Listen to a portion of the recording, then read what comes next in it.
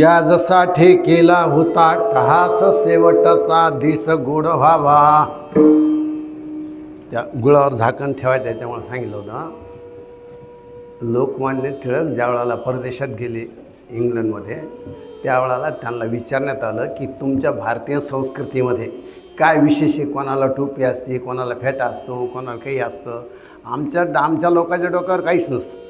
ते म्हणले ज्या डोक्यात काही असतं त्याला झाकण ठेवतील, ज्याच्यात काही नसतं त्याला झाकण इथले सोडून सांगायला बरं का. विठाला विठाला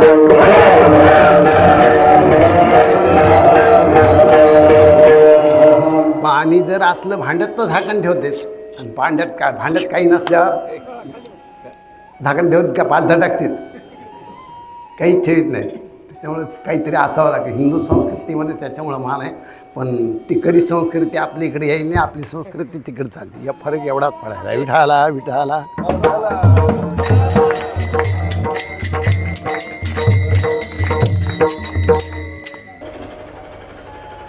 ज्यांना पंचकृषीमध्ये गावामध्ये तात्या या नावानं संबोध होते, त्यांचा 14वा आहे, त्यांचा गंगापूजन. काही अंशी पारमार्थिक जीवन जगलेला माणूस. काही अंशी म्हणण्याचं कारण आहे सत्पुरुषाचा जर विचार केला तर फक्त सत्पुरुषच सर्व काळ जीवन जगतात पारमार्थिक. तुमचा आमचा जर विचार केला तर काही अंशी माणसं पारमार्थिक असतात, पारमार्थिक जीवन जगतात.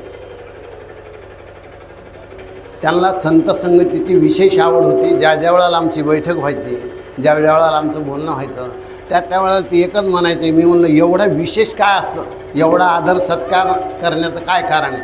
ते म्हणले काही नाही. ते म्हणायचे एकच इच्छा आहे परमेश्वराकडं, संत संगती दे चरण सेवा.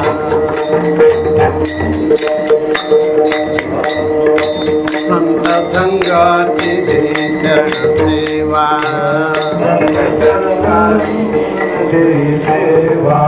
स्नेहा तुझा विसरण पडावा.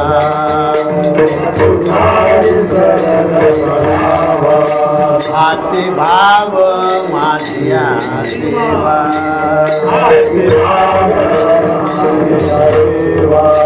पूर्वी देवा मनोरथ. पूर्वी देवा मनोरथ.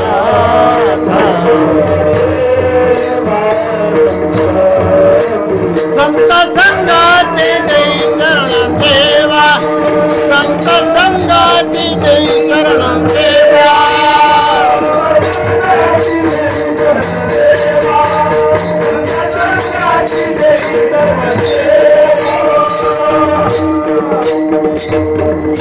नाटातलं प्रमाणे विठाला विठाला. ते म्हणायचे परमेश्वराकडे एकच इच्छा आहे की परमेश्वरानं संत संगती देण्याचा सतत प्रयत्न करावा. परमेश्वरानं संत संगती द्यावी. त्यांनी त्यांचा अनुभव सांगितला होता परमार्थामधल्या. काही दिवस त्यांनी सप्ताहामध्ये भाग घेतलेला होता. त्यांच्याकडे हिशोबाचं काम होतं. ते म्हणायचे ज्या वेळाला नाम सप्ताह व्हायचा, शेवटचा हिशोब व्हायचा, त्या वेळाला माणसं उरलेले पैसे माझ्याकडे द्यायचे. जेवढे काही पैसे राहिले उरलेले. माझं असं म्हणणं असं आहे त्यांना की ज्या नोटा माझ्याकडे द्यायला त्याचा नंबर लिहून घ्या, नंतर त्या नोटा माझं जाऊ द्या. त्याच नोटा निघायच्या, दुसऱ्या नोटा नाही निघायच्या. ज्या त्या माणसानं पहिल्या नोटा दिल्या त्याचा नंबरसुद्धा बदलत नव्हता. व्यवहारात ते रुपये हातसुद्धा त्या रुपयाला लावल्या जात नव्हता. एवढं पारमार्थिक जीवन जगणारी माणसं फार थोडे असेल. विराळायसा कोणी आणि तुका तशी लोटांगणी. आजकाल तर पैसे आले, खर्चाची तयारी. पैसे आले, न द्यायची तयारी. आणि पैसे जर आले आणि कोणी मागितलं तर पुन्हा तापायची तयारी. विढाला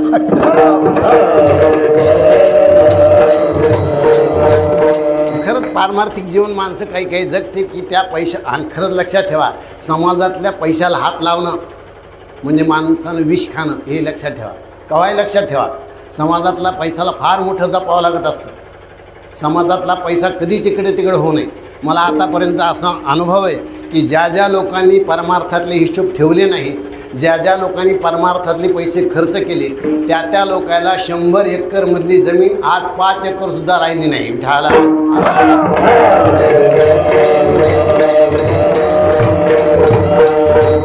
फार मोठं काम आहे. परमार्थामध्ये कधी टच दिल्या जाऊ नये. संसारामध्ये तुम्हाला काय करायचं ते करता येतं, पण परमार्थामध्ये परमात्मा सहन करीत नाही.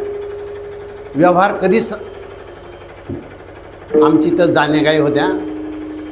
होत असेल काही अंशी त्रास लोकायला, त्याच्याबद्दल काही निर्वाद सत्य होतं नाही. एखादा त्रास होतो, आमच्या पिकात येतात, कोणी धनात जातं, काही होतं असतंय त्याच्याबद्दल काही. पण काही लोकायला सहन झाल्या नाही, त्यांनी त्या विकल्या.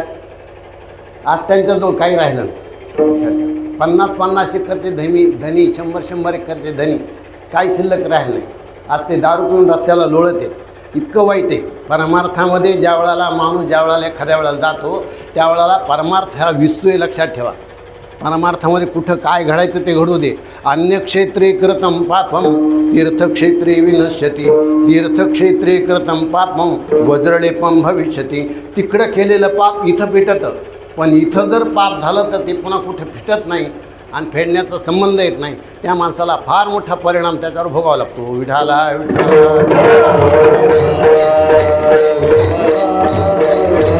तेव्हा तात्याची संगत ज्या वेळेला घाडायची त्या वेळेला पारमार्थिक गोष्टी ऐकू यायच्या. अन्नदानाच्या बाबतीत ऐकू यायचं. कुणी जर आलं मळ्यात तर ते विनमुख जाऊ द्यायचं नाही. घरी जर आलं कोणी तर विनमुख जाऊ द्यायचं नाही. त्या माणसाला काहीतरी द्यायचं, निदान हसत ठेवायचं, निदान हसतमुखानं त्याचं स्वागत करायचं. हे विशेष काही माणसाचं विशेषत्व असतं आणि ते पारमार्थिक जीवन जगते. मला त्यांची ज्या वेळेला आठवण व्हायची, त्यांना माझी आठवण व्हायची, त्या वेळेला मला यावंसं वाटतं. आत्ता कालची शेवटची भेट मला आठवण झाली आणि त्यांना आठवण जाईल. मालक म्हणले मी घरी नाही. मी म्हणलं बरं राहू दे मग विठाला.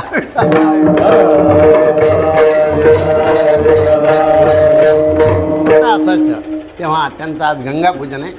गंगापूजनानिमित्त हरिकीर्तन का म्हणून करते, काय कारण आहे त्याचं कारण शास्त्र असं सांगतं की ज्या वेळेला आपण 10वा करतो, तिथं पिंड प्रदान करतो, 13वा करतो, त्या वेळेला सामुग्रीचा अभाव असतो. एखाद्या वेळेला सांगणाराचा अभाव असतो. एखाद्या वेळेला वेळेचा अभाव असतो. आणि परमार्थामध्ये कर्मकांडामध्ये उणीव सहन केल्या जात नाही. लक्षात ठेवा, कोणतीच उणीव सहन केल्या जात नाही. आपलं म्हणणं येतं भोळा भाव, पुढं काय ते फक्त तिथंच संसारामध्ये भोळा भाव म्हणून पहा म्हणजे जमतंय. एखाद्या वेळेला म्हणावं मालकानं त्या मीठ नाही याच्यामध्ये आणि मालकीने म्हणावं माझा भोळा भाव, ते म्हणतो ते तिकडं इथं मीठ आण. प्रपंचामध्ये नाही ते म्हणजे तशातला प्रकार आहे. तिथंसुद्धा जमत नाही. जे कर्म सद्गतीला नेतं तेच कर्म जर उन्हा पडलं तर अधोगतीला नेतं.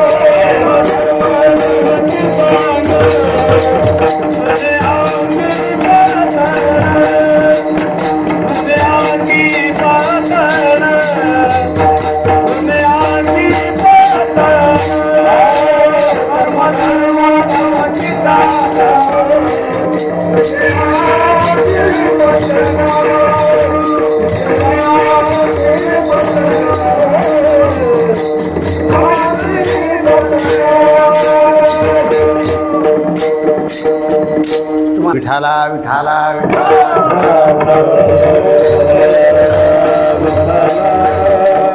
कर्म हे उणीव सहन करीत नाही. कोणत्याच प्रकारची उणीव सहन करीत नाही. आणि उणीव कुठं ना कुठं तरी होतीच. एखाद्या वेळेला वेळेचा अभाव असतो, एखाद्या वेळेला सांगणाराचा अभाव असतो, एखाद्या वेळेला सामुग्रीचा अभाव असतो. अभाव होतोच. बरं विठाला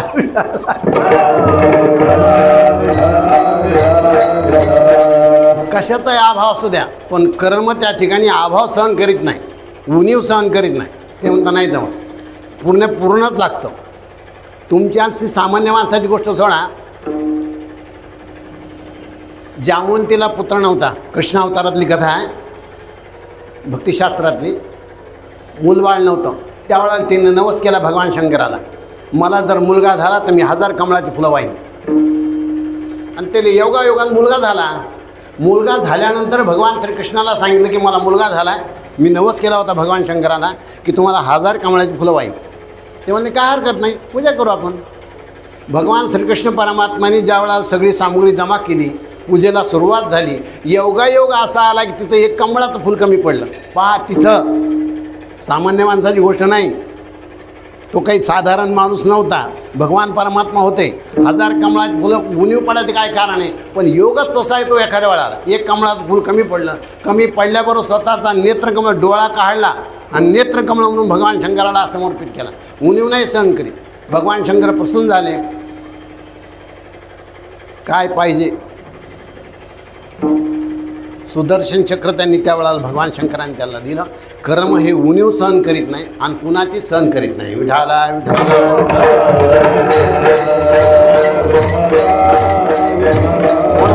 कुठं ना कुठं तरी उणीव पडती, ती उणीव पूर्णतेला जावी, उणीव त्या ठिकाणी पडू नये म्हणून त्या ठिकाणी साधनाने एक साधन सांगितलं शास्त्रानं. यश स्मृत्या नामुक्त्या तपोयज्ञा क्रियादिषु न्यूनम संपूर्णताम याती सद्यो वंदे तमच्युतम. शास्त्र सांगतं की ज्या ज्या वेळाला कर्मामध्ये उणीव पडती त्या वेळाला नामस्मरण नामचिंतन करावं आणि ती उणीव पूर्णतेला न्यावी. नामचिंतनानं कर्मातली उणीव भलत्या काळी नामावळी सुलभ भोळी भाविका. कर्मधर्म नव्हती सांग उन्यांगी पतन, भलत्या काळी नामावळी सुलभ भोळी भाविका. ती नामचिंतनाने पूर्ण होते म्हणून 14व्या दिवशी हरिकीर्तन करते. विठाला विठाला.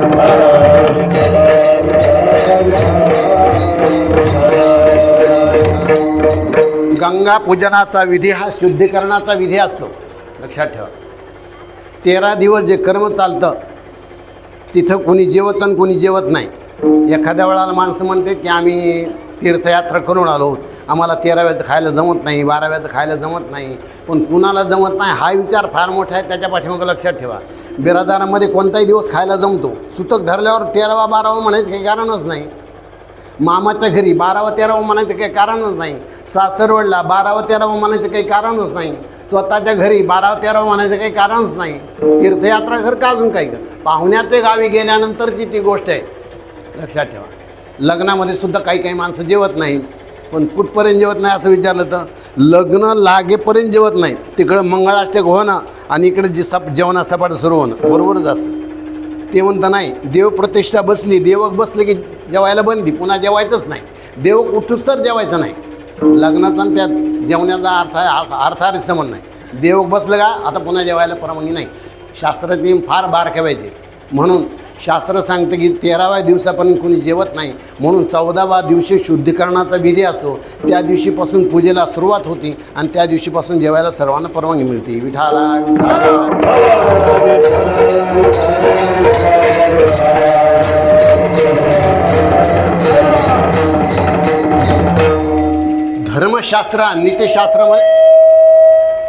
धर्मशास्त्रामध्ये नीतिशास्त्रामध्ये हा मोठा फरक आहे, लक्षात ठेवा. फार मोठा फरक आहे. धर्मशास्त्र एक टोक धरतं आणि नीतिशास्त्र दुसरं टोक धरतं. कुणाचं ऐकावं असं जर विचारलं तर ते धर्मशास्त्र सांगतं नीतिशास्त्राचं ऐका. धर्मशास्त्रसुद्धा बाजूला होतं त्या वेळाला. माणूस गेल्यानंतर 6 महिने नवा कपडा घेऊ नये असं शास्त्राचं विधान. नवा कपडा घ्यायचा नाही. जर आपला जर फाटला, जास्त जर कपडे फाटले तर एखाद्या पाहुण्यानं जर पाहिले तर त्यांना घेऊन देणं ती गोष्ट वेगळी. पण आपण नवा कपडा घ्यायचा नाही, 6 महिने घ्यायचा नाही असं धर्मशास्त्र सांगतं.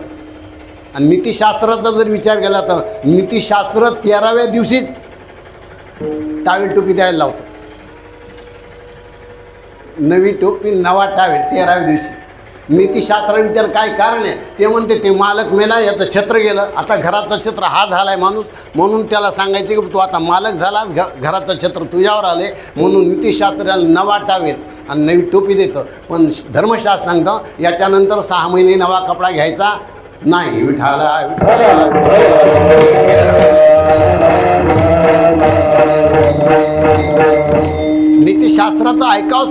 धर्मशास्त्राला सुद्धा नीतिशास्त्राचं ऐकावं लागतं. एखाद्या वेळेला संक्रांतीची वाहनं संध्याकाळच्या वेळेला येते, मुहूर्त संध्याकाळच्या वेळेला असतं, 12ला 1ला 2ला मुहूर्त असतं रात्रीच्या वेळेला. धर्मशास्त्र नियम. नीतिशास्त्र सांगता नाही जमत, दिवस निघाल्यानंतर वाहनं देणार. धर्मशास्त्राचं ऐकल्या जात नाही. धर्मशास्त्र सांगतं नीतिशास्त्राचंच ऐका. धर्मनीतीचा ऐकावा व्यवहार, धर्मनीतीचा ऐकावा व्यवहार, धर्मनीतीचा ऐकावा व्यवहार, धर्मनीतीचा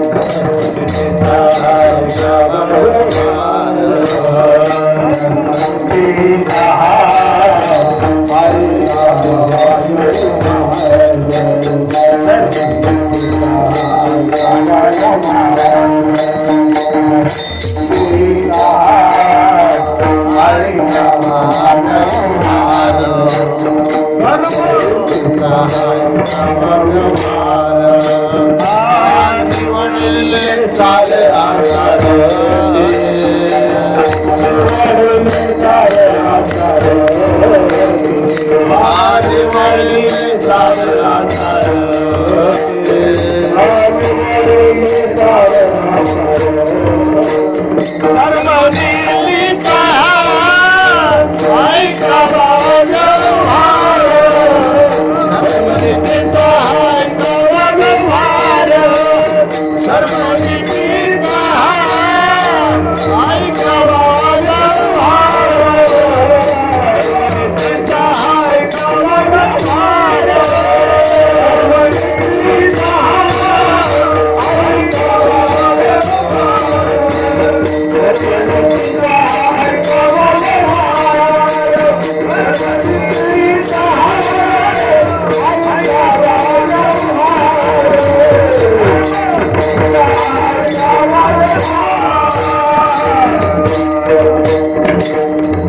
धर्मनीतीचा ऐकावा व्यवहार, निवडले सारा सारते.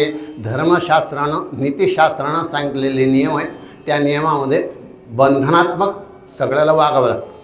तेव्हा आजचा जो अभंग आहे, याजसाठी केला होता टास, शेवटचा दिस गोड व्हावा, आता निश्चिंतीने पावलो विसावा, खुंटलिया धावा तृष्णेची या.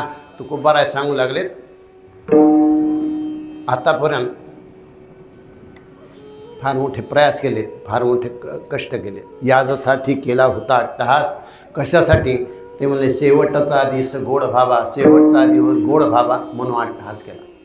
तुकोबारायला विचारला, आता काय फल प्राप्त झालं? आता निश्चिंतेने पावलो विसावा, कुंटलिया धावा तृष्णेची. आता निश्चिंत झालो, माझी तृष्णेची धाव संपली. साधन कोणतं केलं? कौतुक वाटे झाली या वेचाचे, नावमंगळाचे तेने गुणे. मी भगवान नामाचं स्मरण केलं, नामचिंतन केलं, ते मंगल असं नाम आहे. त्यामुळं फल काय मिळालं? तुका म्हणे मुक्ती परिणिली नोवरी, आता दिवस चारी केळी मिळी. मुक्तिस्त्रीची लग्न लागलं, परमानंदाची प्राप्ती झाली. मुक्तिस्त्रीची लग्न लागतं म्हणून मेल्यावर हार घालते, लक्षात ठेवा. दुसरं काही कारण नाही. जिवंतपणी एकदा हार घालते, ती बाई घालते, आणि शेवटला मुक्तिस्त्री हार घालते. विठाला विठाला.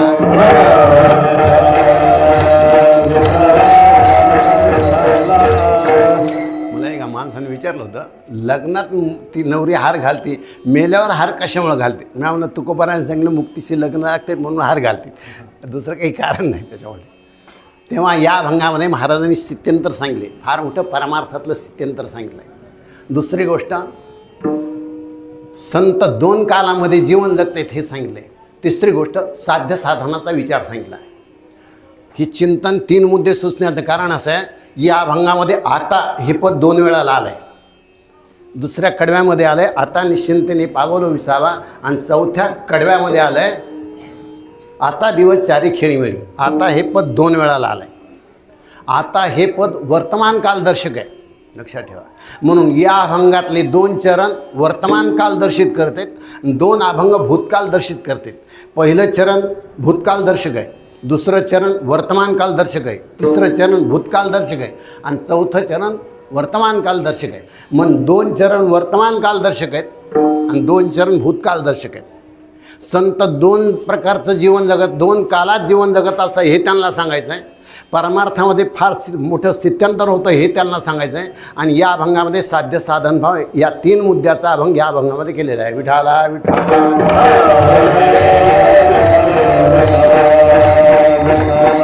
पहिला प्रकार सांगितला स्थित्यंतर. परमार्थातलं स्थित्यंतर फार मोठ्या प्रमाणात होतं, पण फार मोठा प्रयासही करावा लागतो.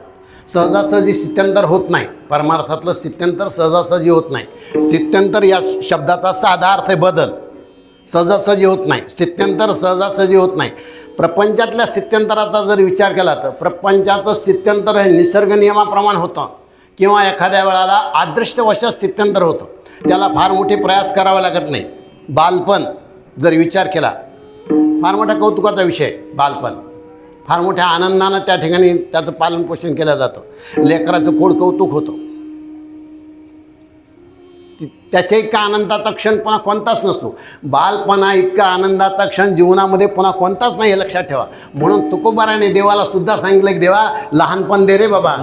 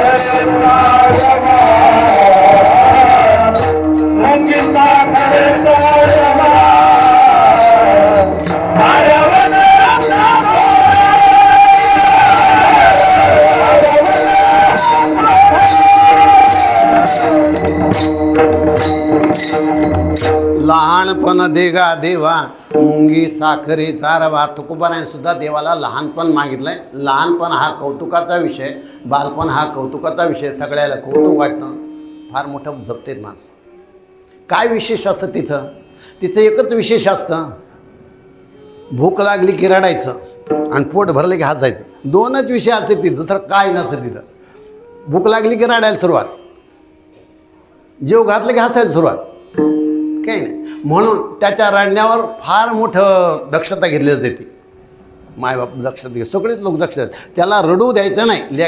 लेकराला रडू द्यायचं नाही. मायबाप सगळीच माणसं हे करतात. काय झालं त्याला रडायला, त्याला काय पाहिजे, आणि रडणं हे मुख्य शस्त्र आहे त्या लेकराचं. त्याला काही मनासारखं नाही झालं, हट्ट नाही पुरला की रडायला सुरुवात. मग त्याला चूप कसं बसवायचं हे ज्याचं ज्ञानच पाहायचं. मग त्याला काय करायचं ते करायचं. घटना अशी, अरे बिरबल बादशहाच्या गोष्टीमध्ये एक दिवशी बिरबलाला यायला दरबारात वेळ झाला. बादशाह रागावला. ते म्हणला वा इतका वेळ असतो का, अरे तुझ्यामुळे आम्ही सगळे थांबलोत ना, तुला एवढा वेळ यायला. ते म्हणला रायसाहेब काय सांगा तुम्हाला, ती लेकरू आमच्या घरी लहान, ती भलतंच हट्टी आहे ना. ते म्हणले काय हट्टी असायचं, त्याला काय पाहिजे तर द्यायचं, यायचं दरबारात. झालं. लेकरू मागून मागून काय मागणार आहे, आणि तुझ्याजवळ काय कमी. ते म्हणला कमी नाही, मागायसारखं असलं तर देत आहे, मागायसारखं नसलं काय द्यावं. बादशाह म्हणला आता असं कर, मी होतो तुझा बाप पण तू हे लेकरू, आपण दोघं जण सोंग उठू, तुला काय मागायचं ते माग, मी देतो आत्ता. बिरबल झाला लेकरून, बादशाह झाला बाप. बिरबल लागला रडायला. ते म्हणला काय पाहिजे. ते म्हणला उसं पाहिजे. अरे मला उसं सध्या चालूच आहेत, एक मोळी आणली टाकली द्या समोर, हे घे उसं. पुन्हा लागला रडायला. मला काय पाहिजे, मला इथे तुकडे करून पाहिजे. ते म्हणला रडायला काय झालं, मग ते नौकराला सांगले करा तुकडे त्याचे. 2-4 तुकडे केले आणि दिले. पुन्हा लागला रडायला. आता काय झालं रडायला. ते म्हणला ह्या तुकड्याचा पूर्ण ऊस करून पाहिजे. हे तुकडे गेलेत नाही, आता पूर्ण ऊस करून पाहिजे. ते मला आणि इकडे तुकडे घेतले बादशहानं. ते मला ते पाय ते ऊस आला तिकून, ते तुकडे मागं फेकले, दुसरा ऊस घेतला. धर मला त्या तुकड्याचा ऊस तयार केला. बिरबला वाटलं केली पण बनवून येईन आपल्याला. पुन्हा लागला रडायला. म्हणलं आता काय पाहिजे, मला बोळके पाहिजे, बोळके. ते संक्रांतीच्या वेळेला लहान लहान असतात ना, ती बोळके पाहिजे. तर आपण बोळके आणले ठेवले. पुन्हा लागला रडायला. म्हणलं आता काय पाहिजे? ते म्हणलं त्या बोळक्यात ऊस घालून द्या. आता कशी बनवाबनी करता येईल? तुकडे आले बनवाबनी करता, मागं फेकता आले, सगळं झालं, ऊस दाखवता आलं, पण आता ऊस कसं त्या बोळक्यात जाईल? ते मला हाणतो. ते म्हणलं नाही जमत नाही ना, तिथं तर बिघडतं. मला हट्ट यालाच म्हणते ती विठाला विठाला.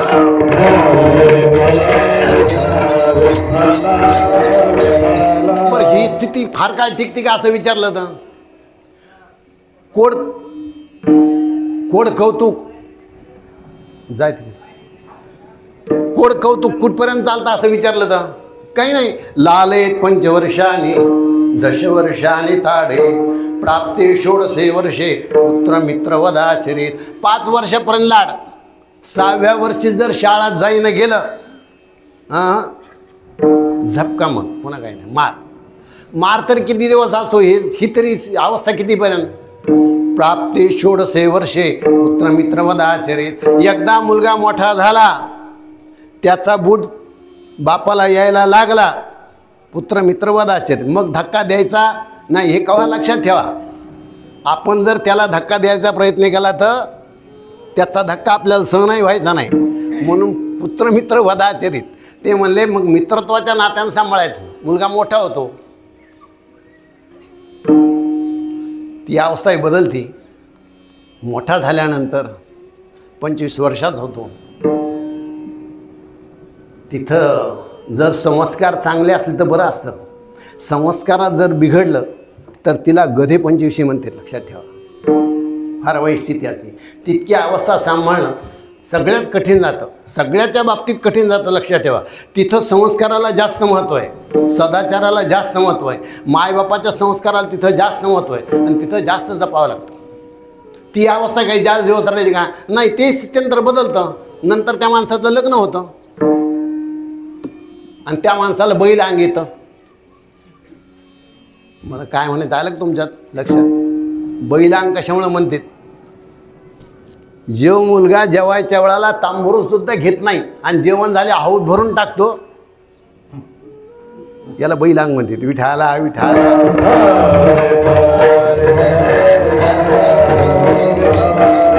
बरं तोही फार मोठा प्रतिष्ठेचा काळ असतो. कुणी वकील होतं, कुणी डॉक्टर होतं, कुणी इंजिनियर होतं, कुणी त्या ठिकाणी संशोधक बनतं, शास्त्रज्ञ बनतं, कुणी एखादा मोठा साहेब होतो. फार मोठं त्या ठिकाणी प्रतिष्ठा असते, चांगली प्रतिष्ठा असते काही काही लोकांना. आणि ही माणसं प्रतिष्ठित समजल्या जातात. वकील डॉक्टर हे प्रतिष्ठित माणसं समजतात. त्यांना फार मोठा समाजात मान असतो. आमची तर एक माणूस आहे ना, त्याला बैलाची परीक्षा चांगली होती म्हणून बैल जर घ्यायचा झाला तर नेहमी करतात त्याच्याकडे माणसं जायचे, म्हणायचे नाना आम्हाला बैल घ्यायचा. मग ते यायचा मोठेपणानं, काठी तिकीट यायचा. वयस्कर माणूस होता थोडा म्हणून यायचा काठी तिकीट. मग त्यांना आधी शेपूट धरून पाहायची बैलाची. ते तापडी घाणा कळतं ना शेपूट धरल्यावर. पुन्हा त्याचे दात पाहायचा. मग त्याच्यानंतर त्या शिंगाला हालून पाहायचा. म्हणतात शिंगाला काही भिरूड झाले का म्हणायचं पाहायचं. त्याच्यानंतर पाठीवर नजर टाकायचा, पाठीवरून हात फिरवायचा. पाठीवर काय असतं माहिती आहे का? हो ती सवाशी असा उलटी असा शेण खाणारी नसू नये. आणि त्याला जर ती गोम जर चांगली दिसली, ती जर उलटी नसली तर तेव्हा म्हणायचा मालक हा बैल आता जाऊ देऊ नका हातातला.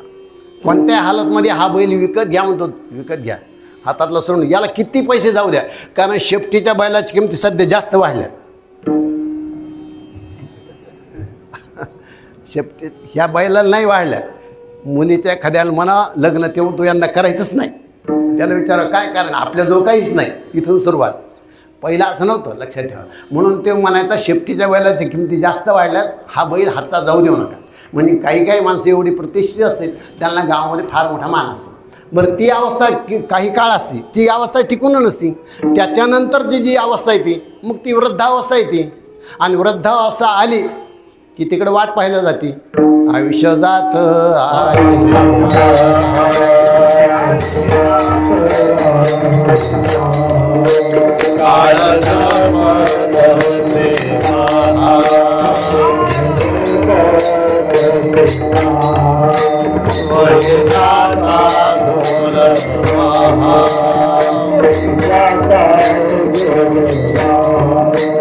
आणि रहा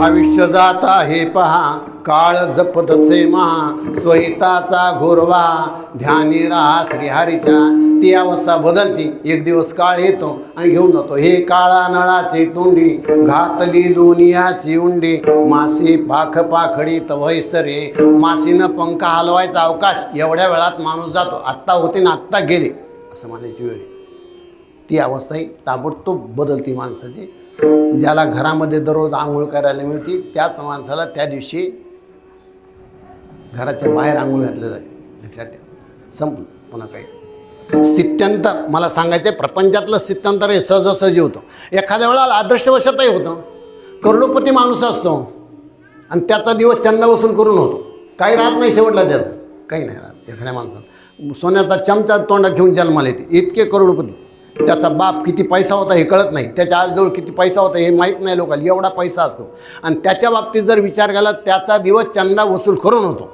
अदृष्टाचं बदल आहे काय सांगता स्थित्यंतर आहे एखाद्या वेळेला एखादा म्हणून गरिबीत जन्माला येतो दरिद्री असतो आणि शेवटच्या वेळेला करोडपती होतो माणूस बस सहजासहजी माणसं आजही मुंबईतल्या भिकाऱ्याचा जर विचार केला तर सकाळी बसले असतील रस्त्यात आणि संध्याकाळच्या वेळेला इशीमध्ये फिरते ती काही नाही स्थित्यंतर आहे बदल माणसा अदृष्टाचा बदल कशी काय व्हायचा कधी व्हायचा आहे कोणाचा व्हायचा आहे कसा व्हायचा आहे देव जाणे बाकी कोणी नाही जाणे माणसाचं अदृष्ट फार मोठं विचित्र आहे कोणत्या वेळाला कोण कोणाला देऊन जाईल कोणत्या वेळाला काय जाईल कोणत्या वेळाला कोण काय घेऊन जाईल याचं स्थित्यंतर हे प्रपंचातलं स्थित्यंतर अदृष्टवशात होतं प्रपंचातलं स्थित्यंतर नैसर्गिक दृष्टीनं होतं प्रपंचातलं परमार्थातलं स्थित्यंतर मात्र घडूनच आलं लागतं त्याच्यासाठी फार मोठी प्रयास करावे लागते अभंगाच्या पहिल्या चरणात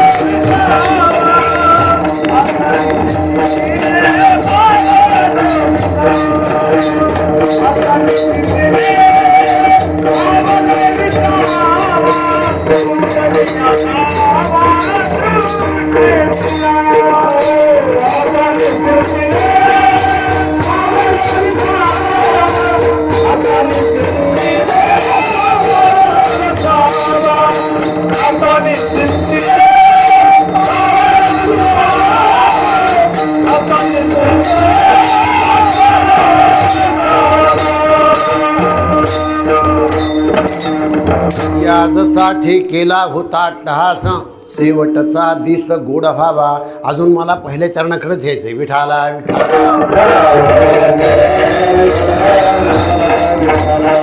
या अभंगातलं हे पहिलं चरण आहे भूतकाळातलं आणि दुसरं चरण आहे वर्तमान काळातलं तिसरं चरण आहे भूतकाळातलं चौथं चरण आहे वर्तमान काळातलं महात्म्याचा जर विचार केला महात्मे दोन काळात जीवन जगत असते विद्वान पुरुष दोन काळात जीवन जगत आहेत सर्वसामान्य माणूस तीन काळात जीवन जगतो आणि मूर्ख माणूस एका काळात जीवन जगतो लक्षात ठेवा. मूर्ख माणसाचा जर विचारलं ते मूर्ख माणसं फक्त एकाच कालाचा विचार करेल, पुन्हा दुसऱ्या कालाचा विचार करीत नाही. सध्याची स्थिती पाहतील, बस सध्या काय चाललं एवढंच फक्त त्यांना माहीत असतं, बाकीचं काही माहीत नसतं. खावं प्यावून मजा मारावी एवढंच माहीत असतं. यावत जीवे सुखम जीवित ऋणम कृत्वा घृतम पिबेत भस्मीभूतस्य देहस्य पुनरागमनम कुतः. ते म्हणले पुढचा काय विचार करायचा, सध्याची मजा मारून घ्यायची, बस एवढंच माहीत असतं. देह तोच देव भोजन देह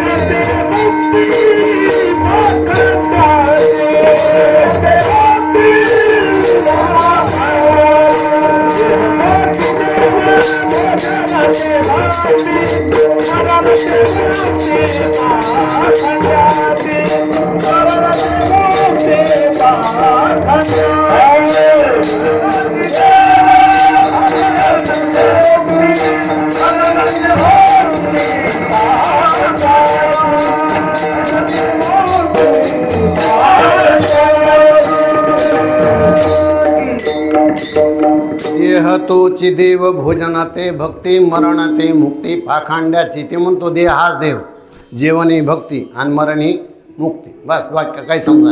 मूर्ख माणूस फक्त एका कालात जीवन जगत असतो. एखाद्या माणसाला जर कोणी मूर्ख एकदा म्हणलं तर तो मूर्ख माणूस स्वतःला 100दा मूर्ख म्हणून घेतो. मला तो फलाना मूर्ख म्हणला, मला तो फलाना मूर्ख म्हणला, मी तुम्हाला खरंच मूर्ख वाटतो का? अरे पुन्हा कशाला लाद लावला तो, एकदाच तेव्हा म्हणला आणि तू पुन्हा तीनदा कशाला म्हणाला? तो लोकांमध्ये समाजामध्ये एवढा पसरून देतो की पाहायचं काम नाही. मूर्ख माणूस एका कालात जीवन जगतो.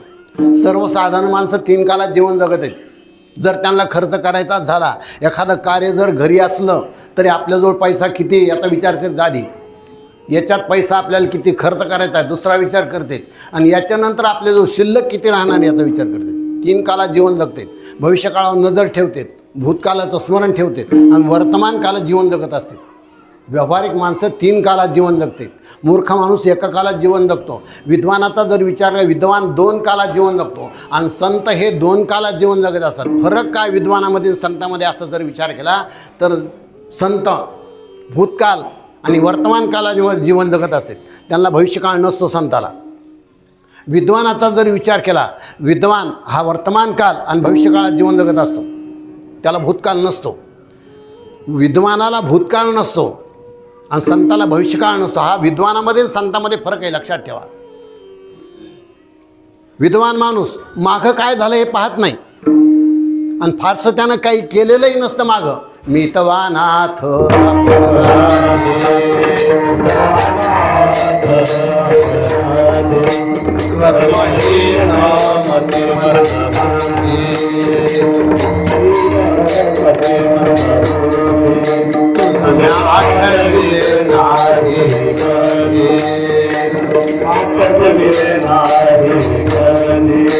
वाचे कृपाली दे माया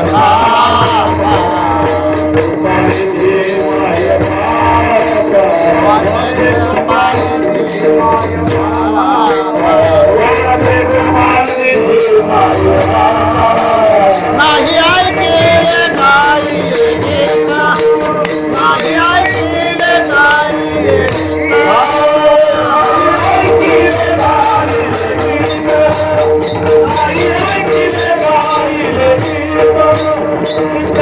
महिना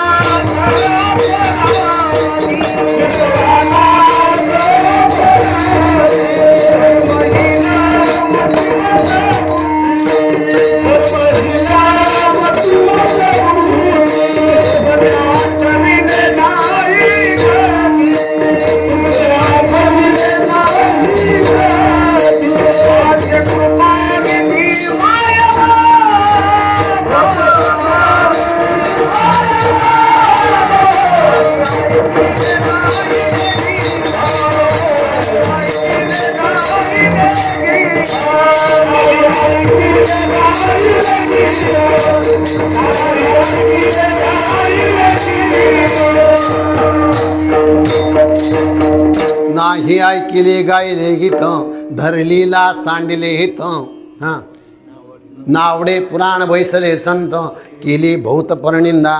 ते म्हणतो माझा भूतकाल फार वाईट गेला याच्यामुळे मी निंदा करून त्याची केली जे करून ते केलं वाईट कर्म माझ्या हातून घडलं माझ्या हातून नामस्मरण नामचिंतन घडलं नाही मी कधी देवदर्शन केलं नाही पण भूतकाल गेला तर गेला म्हणतो.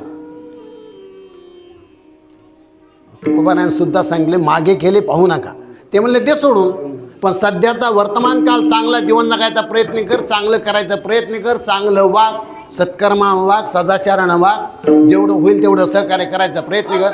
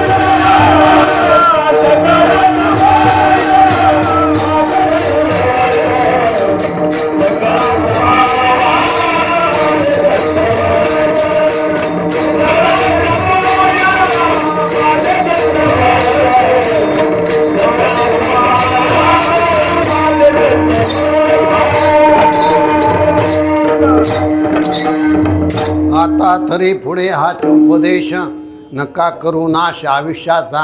विद्वान लोक विचार करते ते मागचा आयुष्य काय गेला असन ते जाऊ द्या काय घडला असन ते घडू द्या पण सध्याचं जीवन चांगलं जगा चांगल्या रीतीनं जगा म्हणजे भविष्यकाळ चांगलं आहे.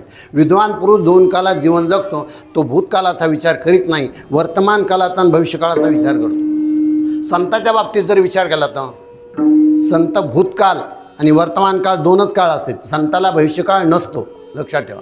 त्याचं कारण असं आहे वर्तमान काळच त्यांचा एवढा मोठा असतो भविष्यकाळाची वाट पाहिजे काही कारणच नाही. भूतकाळ त्यांचा एवढा चांगला गेलेला असतो एवढा चांगला गेलेला असतो की त्याच वेळेला त्यांची साधना पूर्णतेला गेली असते.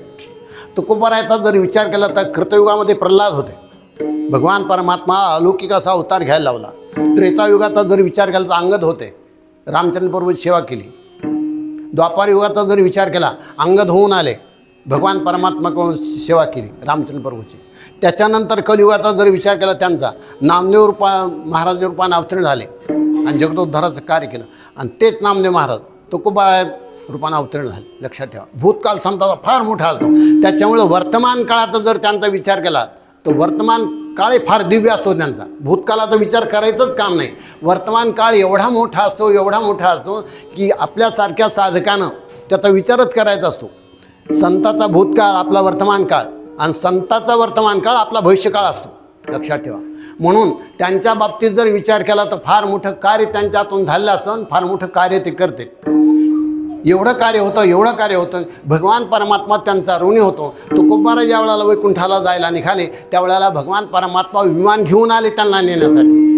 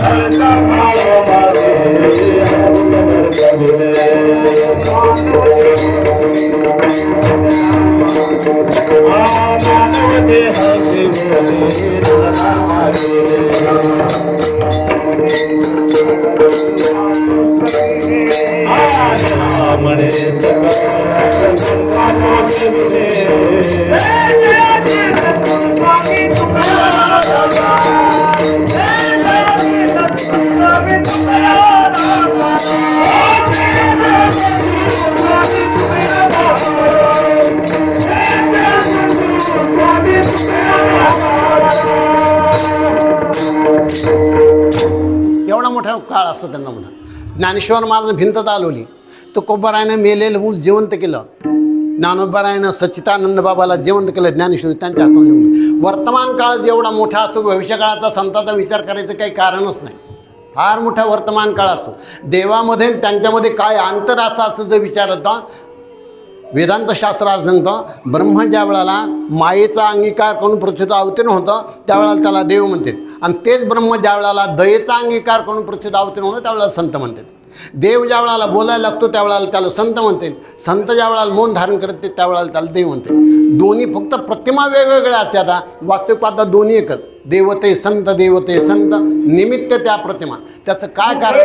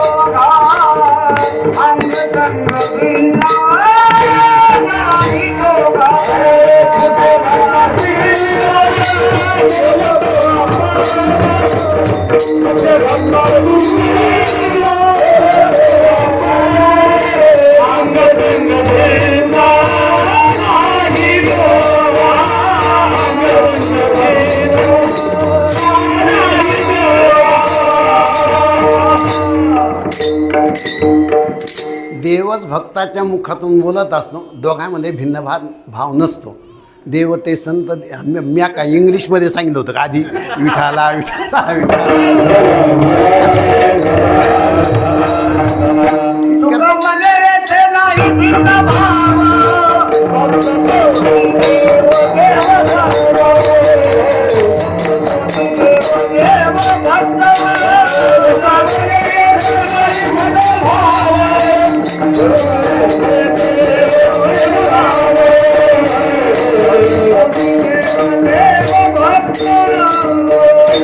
म्हणून संत दोन कालात जीवन जगत असते, त्यांना भविष्यकाळ नसतो.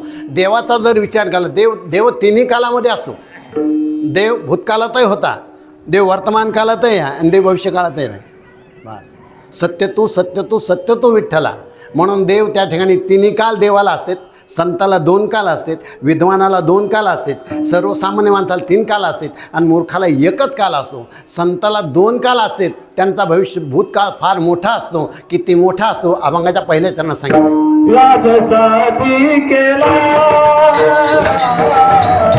Yeah.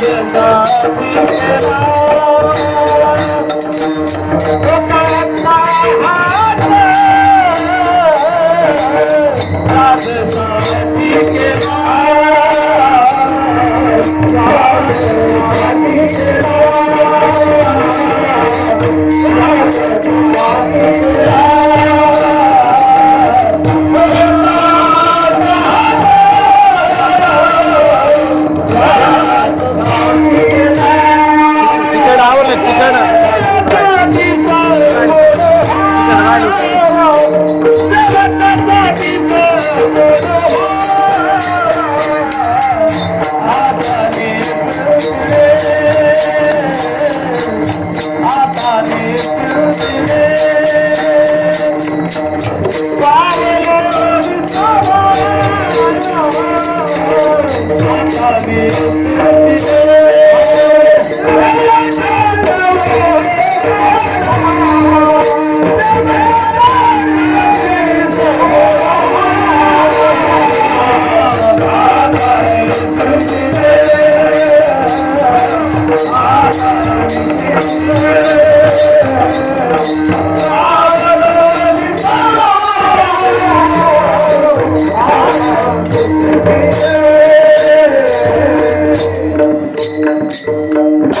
शेवटचा दिस गोड व्हावा याच्यावर जास्त जोर द्यावा लागतो. लक्षात ठेवा, शेवटचा दिवस गोड व्हावा याच्यावर जास्त जोर द्यावा लागतो. याच्यासाठी प्रयत्न करावा लागतो. शेवटचा दिवस गोड होणं म्हणजे काय? दिवस या शब्दाचा अर्थ तरी काय? दिवस या शब्दाचा अर्थ या ठिकाणी मरण. लक्षात ठेवा, ज्ञानेश्वरीमध्ये ज्ञानेश्वर महाराजानं दिवस या शब्दाचा अर्थ मरण असा सांगितला. 6व्या अध्यायामध्ये असा प्रसंग आला की अर्जुनानं देवाला विचारलं, देवा माणूस जर एखादा परमार्थाला लागला, इंद्रिय ग्रामून निघाला, आस्तीच्या वाटा लागला, आत्मसिद्धीच्या पुढीला नगरा या वया, तो आत्मसिद्धी न ठकेचे आणि मागुते न येवेचे, आयसा असतो गेला माघारीच्या आयुष्याहून. समजा त्याला जे ध्येय गाठायचं ते ध्येय गाठलं गेलं नाही. प्रपंचामध्ये नाही होत, एखाद्या वेळेला फार मोठा ताण असतो प्रपंचाचा, फार मोठे कष्ट असते, साधीसुधी गोष्ट नसती, सगळं करून ते पाहायचं असतं. म्हणून एखाद्या वेळेला तेवढं साध्य साधल्या जात नाही. मग म्हणले अशा वेळेला त्याला कोणती गती प्राप्त होती? ते म्हणले अशा वेळेला त्याला काही दिवस थांबावं लागतं. नाहीतर ज्यानं जर उचलता पाऊल घेतला असता तर मरणाच्या आधी त्याला मोक्ष मिळाला असता, परमानंदाची प्राप्त झाली. पण काय केलं होत नाही. एरवी अभ्यासाचा उचलता पाऊल जरी चालता तरी दिवसाआधी ठाकिता सोमसिद्धते. दिवसाआधी म्हणजे मरणाच्या अगोदर त्यानं परमानंदाची प्राप्ती करून घेतली असती. पण काही काही लोकांना जमत नाही. दिवस या शब्दाचा अर्थ मरण आहे. तसं तुकोबाराने या ठिकाणी शेवटचा दिस गोड व्हावा, दिवस या शब्दाचा अर्थ आहे मरण. एका एका शब्दाचा अर्थ अनेक होते, लक्षात ठेवा. आणि तो प्रसंगानुसार अर्थ करायचा असतो. उदाहरण सांगितले शास्त्र या बाबतीत सैंधव. सैंधव म्हणजे मीठ आणि सैंधव म्हणजे घोडा. प्रसंगानुसार अर्थ करायचा असतो. एखादा माणूस जेवायला बसला आणि त्यानं जर सांगितलं सैंधव आणा, घोडा आणून उभं करावं त्याच्यासमोर, ते म्हणे नाही मीठ वाढा. एखादा माणूस प्रवासाला निघाला, ते मला सैंधव आणा, मिठाचा खडा द्यावा त्याचजवळ, नाही ते म्हणले त्याचजवळ, त्यावेळेला घोडं आणून समोर उभं करावं लागेल. प्रसंगानुसार अर्थ करावे लागतात ना. काही काही वेळा विपरीत अर्थ होते. गावाच्या बाहेरून जर आपण चाललो, मंगळाष्टक ऐकायला मिळाले, सावधान शब्द ऐकायला आला, तर माणसं काय म्हणते एकमेकाला, गावात लग्न लागायले. सावधान या शब्दार्थात लग्न आहे का? नाही. सावधान या शब्दाचा अर्थ जर लग्न असता तर रामदास स्वामी पळून गेले नसते. सावधान या शब्दाचा अर्थ लग्न नाही. एखाद्या वेळाला यात्रा निघते, त्या यात्रेमध्ये रामनाम सत हे चाललेलं असतं. त्याचा अर्थ काय? प्रीत यात्रा निघाली. राम या अर्थ शब्दाचा अर्थ काय प्रीत? नाही. विपरीत अर्थ केला जातो, करावाच लागतो त्यावेळेला. सावधान शब्द ऐकलं, मंगळाष्टक ऐकू आले म्हणतात लग्न लागायले. रामनाम सत ऐकू आलं म्हणले प्रेत यात्रा निघाली. विपरीत अर्थ म्हणते त्याला. आणि विपरीत अर्थ हा प्रसंगानुसार करावाच लागतो. शास्त्रकारांना प्रसंग असा सांगितला, ते म्हणले लग्नाचा टाईम होता, लग्न लागायला अवकाश होता रोजा. सगळे लोक जमले होते. नवरा नवरी यायची राहिली होती. एक म्हातारी होती तिथं, आणि ती म्हातारी सारखी बडबड करीत होती. तिची बडबड बडबड बडबड चालली असते. त्या पोराला काही सहन होईल ना. ते एक पोरग म्हणलं काय करावं या म्हातारीला, काय होईना हे, हां विठाला विठा.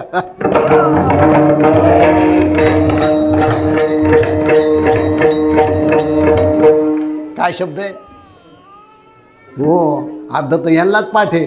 बहु बाजूला इथून विठाला विठाला. ते म्हणलं ही म्हातारी सच नाही म्हणला. सहज राग सहज म्हणून गेला. ते म्हणला ही म्हातारी सच नाही म्हणला. त्या म्हातारीला सचनं ऐकू आलं, पण अर्थ नाही कळला. त्या दुसऱ्या पोराला बोलावून घेतलं. ती म्हणली ते काय म्हणलं? ते म्हणला ते चचनं म्हणलं. ती म्हणली चचनं म्हणजे याचा अर्थ काय? त्याला वाटलं सांगावं मरण म्हातारी असं, हिला रागी. ते मला चचणं म्हणजे जेवून काऊन घेणं म्हातारी. त्यांना अर्थ सांगितला की ते मला जेवून काऊन घेणं. मग तर म्हातारीनं नादच लावला. म्हणली आधी तिकडलं वऱ्हाड चचू द्या, मग इकडलं वऱ्हाड चचू द्या, नवरा व नवरी चचू द्या, घरातली माणसं चचू द्या, आणि मग मी चचन. रामायण झालं त्या चचण्या शब्दावर. विठाला हा विठाला.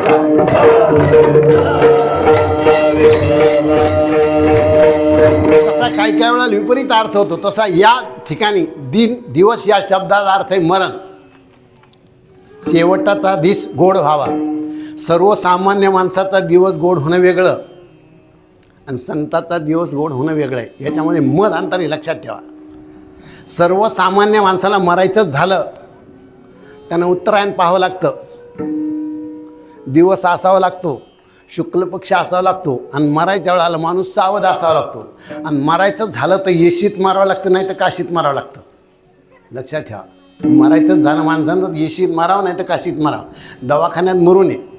शेवटची वेळ त्याला कळलं नाही ना तर त्यांना म्हणा आता थांबा, आता कुठं नेऊ नका. नाही तर काही काही माणसं मरायला टिकले तरी मला पाहिच नव्हत, मला नेईच नव्हत. अरे तुला कुठं न्यायचे, काय काय करायचं काय नाही, काही नाही. ते म्हणले मरण आलं तर येशीत यावं, नाही तर काशीत यावं. माणसा दिवस असावा, शुक्ल पक्ष असावा, उत्तरायण असावं. पण तुम्ही आम्ही काही भीष्माचार्याचे अवतार नाही तेवढं पाहायला. आणि ते कधी येईन म्हणून म्हणायला, कधी येईन, कुठे येईन, कसं येईन, काही माझं सांगता येत नाही. क्षणभंगुर नाही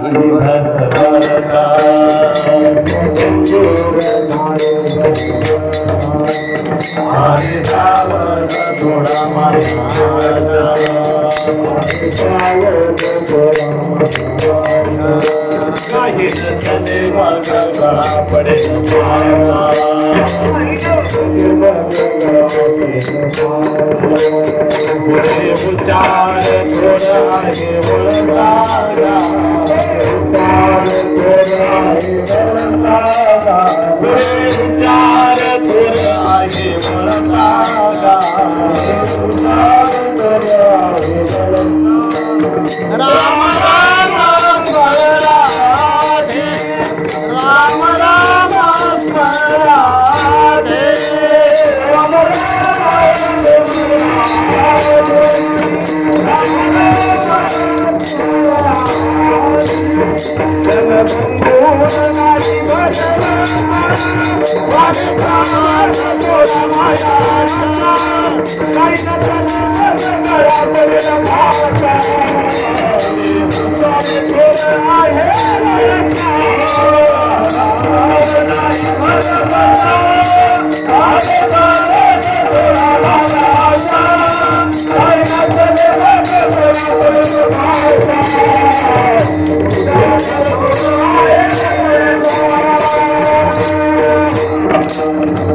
तेव्हा मरण हे आपल्या हातात नाही, काही सांगता येत नाही म्हणून सांगता येत नाही. कधी जाणारे माणूस एखाद्या वेळेला भरल्या बाजारात जातो माणूस.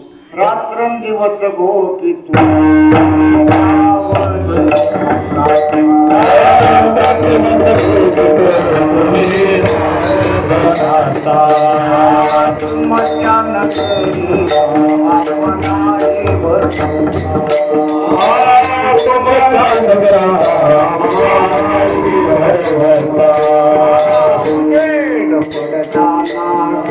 पडेल पाता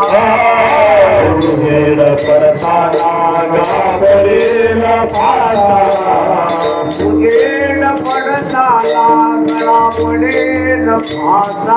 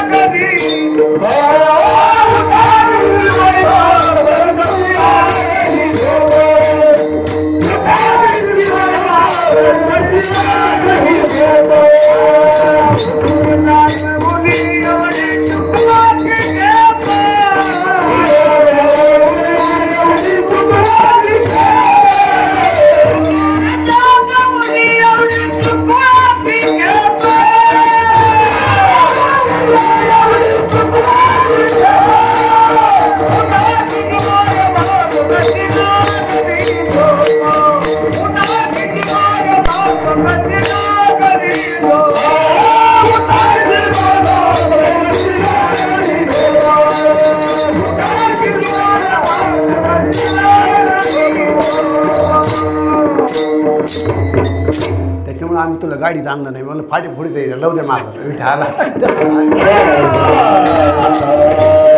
जाग रे जाग दादा मोठी गडद अंधारी घरी ते सामोचो मोचोर बैसले दादी गाफील निजता गा नील गाठोडी सारी मग तुझं जोड कैशी करशील मजुरी जाग रे जाग दादा मोठी गडद. फार वाईट स्थिती. सगळ्याला स्थिती ही प्राप्त होत नाही. सगळे या ठिकाणी जागरूक राहत नाहीत. पण एक लक्षात ठेवा, पुढची गोष्ट पुन्हा लक्षात ठेवा की माणसाचा अपघाती मृत्यू होऊ नये हे सुद्धा वाईट आहे. अपघाती मृत्यू होणं हे सुद्धा वाईट आहे. हे कोणाच्या हातात नाही. ती गोष्ट लक्षात ठेवा. अपघाती मृत्यू कोणाचा कधी व्हायचा, कुठं व्हायचा, कसा व्हायचा काही सांगा. ॲक्सिडेंट कोणाला कुठं होईल काय सांगता येत नाही. काही नाही. लाभ हानी कधी कधी कुठं व्हायची काही सांगता येत नाही.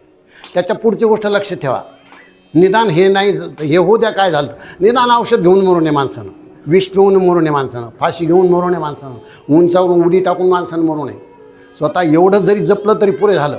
आणि जर त्या माणसानं विष घेऊन मेला, जर तो माणूस औषध पिऊन मेला, उंचावून उडी घेऊन मेला, त्यानं जर फाशी घेतली, त्याच्यासारखी वाईट स्थिती पुन्हा कोणाचीच नाही लक्षात ठेवा. फार वाईट स्थिती आहे. त्या माणसाचा अंत्यविधी करणाऱ्याला त्यानं जेवढी हत्या केली, स्वतःची आत्मघात केला, तेवढंच पाप प्रेत यात्रेला जाणार लागतं. विठाला विठाला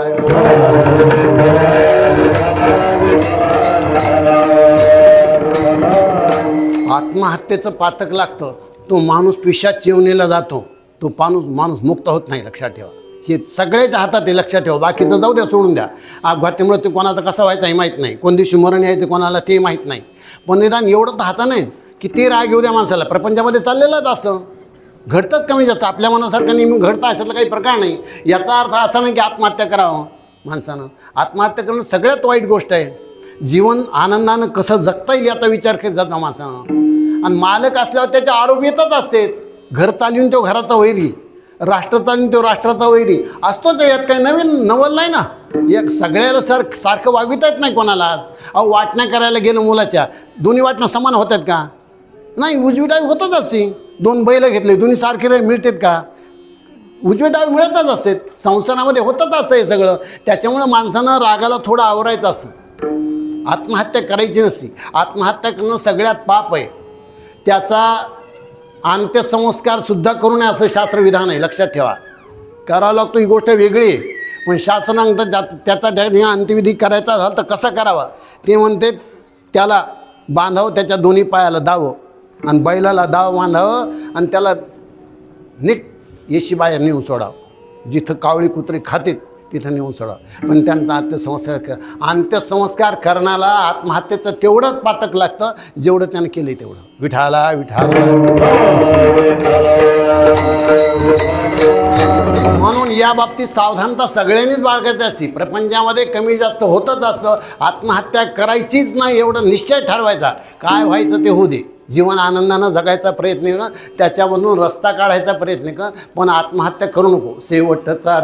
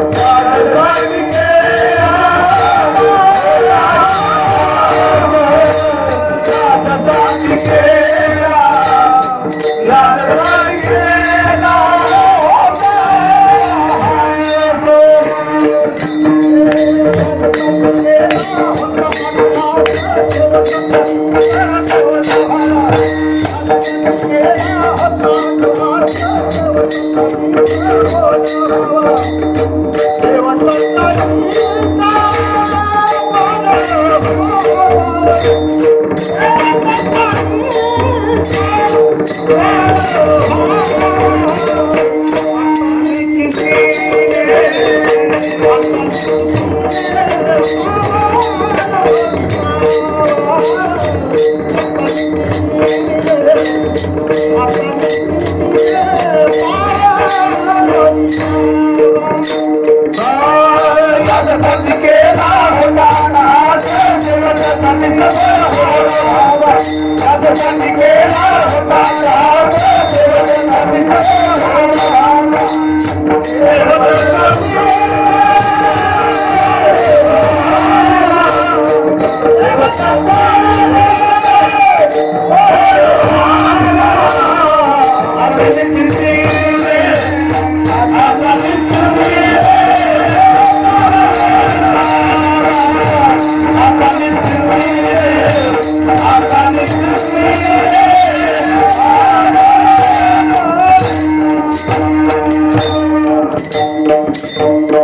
शेवटचा दिस गोड व्हावा, शेवटचा दिवस माणसाचा गोड व्हावा, चांगला व्हावा. ॲक्सिडेंट होणं कोणाच्या हातची गोष्ट नाही, अपघाती मरण हे कोणाच्या हातची गोष्ट नाही, कोण्या दिवशी मरण यायचं कोणाला ही आजची गोष्ट नाही. मी सांगितलं की उत्तरायण मरावं नाही, उत्तरायण नाही गाठल्या जात. दिवसा मरावं नाही, दिवसा एखाद्या रात्री मरतो माणूस. एखाद्या वेळाला माणसाला स्मरणशक्ती नाहीशी होती, स्मरणशक्ती सगळ्याचीच राहते अशातला काही प्रकार नाही. लक्षात ठेवा, या सगळ्या गोष्टी आपल्या हातच्या नाहीत. पण एक गोष्ट आणखी आपल्या हातात आहे, आत्महत्या करायची नाही हे तर आपल्या हातात आहे. पण शेवटला जाता जाता मुखातून नामस्मरण नामचिंतन यावं एवढी जरी प्रार्थना केली तेव्हा तर पुरे झालं. बस.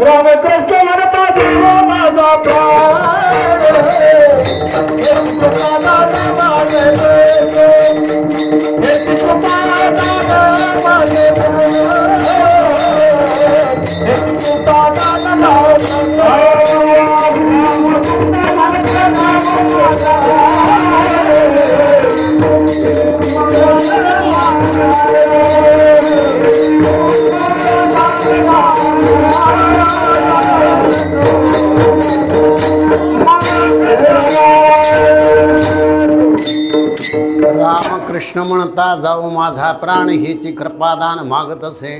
संतांमध्ये आणि संतांमध्ये आणि आपल्यामध्ये काय फरक आहे? पुन्हा आणखी एक फरक आहे का?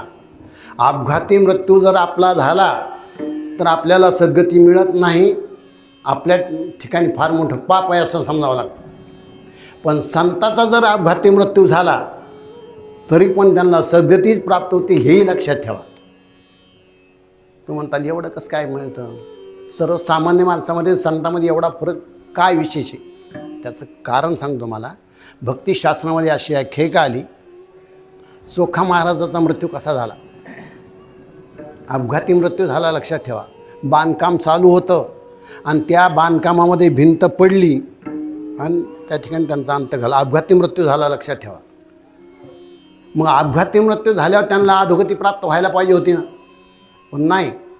भगवान परमात्माने नामदेव महाराजाला बोलावून घेतलं आणि सांगितलं चोखोबाचा अंतकाल झाला आहे, अपघाती मृत्यू झाला आहे, त्यांची आस्ती घेऊन ये. नामदेव महाराज म्हणले तिथे काही एक माणूस मेले का त्यांची आस्ती घेऊन यायला? एक माणूस मेल्यावर आणले असे आस्ती. तिथं माणसं मजूर बरेच मेले, तर ते एकटे नाही मेले. ते म्हणले हो ना मला माहीत आहे, पण ज्या आस्तीतून विठ्ठल विठ्ठल ध्वनी ऐकू येतोय त्या आस्ती आता चोखो महाराज, हे लक्षात ठेव. त्या आस्ती प्रत्येक आस्ती लावून पाय कानाला, ज्या आस्ती वाट विठ्ठल विठ्ठल ध्वनी ऐकायला येतो त्या चोखो महाराज. म्हणून त्यांचा जरी अंतकाल अपघाती झाला तरी त्यांना त्या ठिकाणी पाप लागत नाही, ते सद्गतीलाच जातील. त्याचं कारण त्यांचे हाडं विठ्ठल म्हणतात आणि आपलं तोंड कीर्तनात विठ्ठल विठ्ठल म्हणत नाही. याच्यापुढे काय वाईट आहे?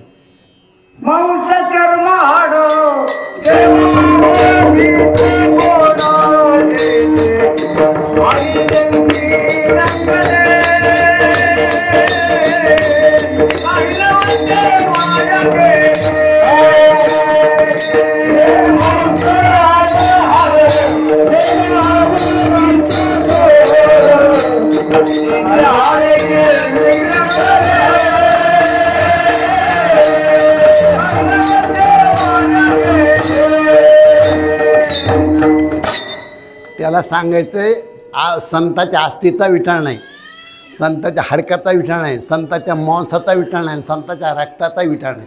त्याचं कारण त्याला असं सांगायचं आहे. हे फाटीफोडी तर मला त्याचा राग येतो. आपल्या देवघरामध्ये हाडं असतं का नसतं? आपण पूजा करतो, हाडं आहे का नाही आपल्या देवघरात? सांगा कोणी नाही म्हणा, कोणी हो म्हणा. हाड असतं की नाही? कोणतं येईल काय म्हणे हाड कोणतं? देवघरामध्ये हाड असतं त्याची पूजा केली जाते. ते म्हणायला अस्थिसुद्धा संतांच्या अस्थी जरी असलं त्याला विटाण आहे. हाड शंख हे हाड आहे, हाड लक्षात ठेवा. आणि देवघरात त्याची विशेष रीतीनं पूजा केली जाते. नाही त्या शंखतवानी देवाला घातलं जातं. याच्यापेक्षा अजून काय चांगलं असायचं. म्हणून शेवटाचा दिस गोड हवा याच्यासाठी काय त्यांना प्राप्त झालं अभंगाचं दुसरं चरण.